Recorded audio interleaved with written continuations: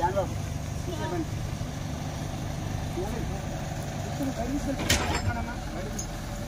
తీసుకెళ్తా అలాగా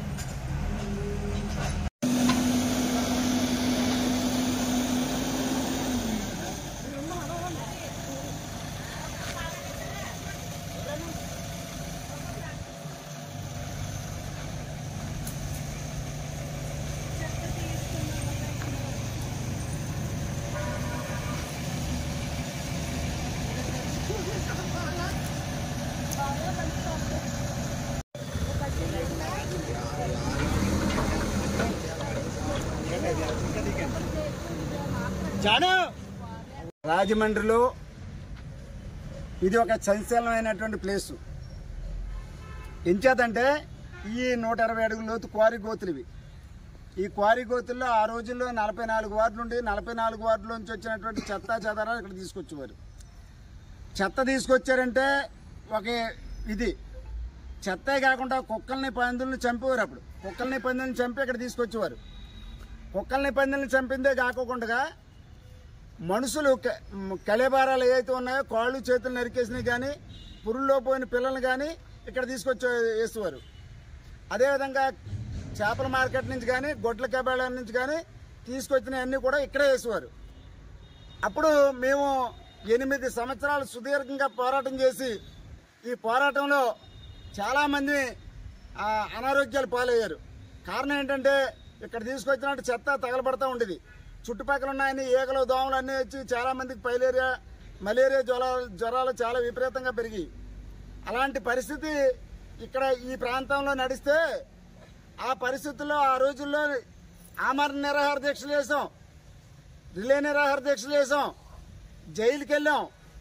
అదేవిధంగా చంద్రబాబు నాయుడు గారు పచ్చదనం పరిశుభ్రత కార్యక్రమానికి రాజమండ్రి ఇచ్చేస్తూ ఉంటే ఆ రోజుల్లో గిరెల్లా పద్ధతిలో 500 మంది పైచీలకి క్వారీ మార్కెట్ సెంటర్లో ఆయన ఆఫ్ చేసి కంపోస్ట్ యార్డ్కి మళ్ళిస్తే కంపోస్ట్ యార్డ్లో ముక్కు మూసుకున్నాడు. ఆ విజువల్స్ అన్నీ నా దగ్గర ఉన్నాయి. ఇప్పుడు కావాలంటే నేను బయట తీస్తాను. అలాంటి పరిస్థితుల్లో ఉన్నటువంటి ఈ భూమిని ఈ కోరి ప్రాంతంలో 5 వార్డులో దళితపేటలు ఎక్కువ. ఈ ప్రాంతంలో అందరూ కూడా ఇళ్ళు వేసుకున్నారు. అప్పుడు మేము ఈ కష్టం అంతా మేము భరించాం, ఈ బాధలన్నీ భరించాం. అలాగని చెప్పేసి అందరూ కూడా పాకలు వేసుకుంటే ఆ రోజుల్లో ఈ పాకలు పీకించేశారు. పాకలు పీకించిన తర్వాత చేపల మార్కెట్ అని కట్టారు. సరే చేపల మార్కెట్ అంటే ప్రజలందరికీ ఉపయోగకరమైనటువంటిది. ఈ ప్రాంతంలో అందరూ మరి ఏదో మార్కెట్ ఉండాలి కాబట్టి మార్కెట్ అనుకున్నాం. రాజమండ్రిలో ఉన్న 50 వార్డులో ఉన్నటువంటి చెత్త తీసుకొచ్చి ఇక్కడ వేసేవారు. అప్పుడు మేము అడ్డుకున్నాం. ఇప్పుడు ఆ లారీలు తీసుకొచ్చి ఇక్కడే వేస్తున్నారు. సరే మేము ఇవన్నీ భరిస్తున్నాం. ఇక్కడ క్వారీ మార్కెట్ సెంటర్లో ఉన్న ఇళ్ళన్నీ పీకించేసి సింహాచల నగర్లో ఇచ్చాం. మేము ఆ రోజుల్లో కూడా గొడవ చేసి ఇక్కడ రైతు బజార్కి మేము ఏర్పాటు చేసుకున్నాం. కానీ ఇక్కడ శ్రామిక భవనం కట్టడానికి మాకేమి ఇబ్బంది లేదు. కట్టడానికి మాకు ఇదేం కాదు. రాజమండ్రిలో ఉన్న ఏ కార్మికుడైనా ఇక్కడికి వచ్చి ఉంటాడా? ఏ కార్మికుడైనా సరే ఇక్కడ ఈ శ్రామిక భవనం అక్కడ ఉన్నటువంటి ఇప్పుడు క్వారీ మీద క్వారీలు ఏమి లేవండి, శ్రామిక భవనాలు ఏం కట్టడం లేవు. ఇక్కడ ఒక మంచి ఈ ప్రాంతంలో ఉన్న వాళ్ళకి మంచి అనువైనటువంటి ప్లేస్గా ఒక కళ్యాణ మండపం మంచి కట్టాలని చెప్పేసి మొన్న కూడా ఎంపీ గారితో నేను మాట్లాడడం జరిగింది. ఆ రోజు ఒక కళ్యాణ మండపం నాటిది పెద్దది కట్టాలి ఇక్కడ. ఆ కళ్యాణ మండపం నాటిది కడితే ఈ 20 పేటలో ఉన్న వాళ్ళు దళితులందరూ కూడా వాడుకోవడానికి వీలవుతుంది తప్ప ఇది ఇలా కాకుండా శ్రామిక భవనం అని చెప్పేసి మరి ఎన్వీశ్రీను 10 వార్డుల క్లస్టర్ కన్వీనర్గా ఇస్తే ఒక్క రోజులో పారిపోయాడు అతను.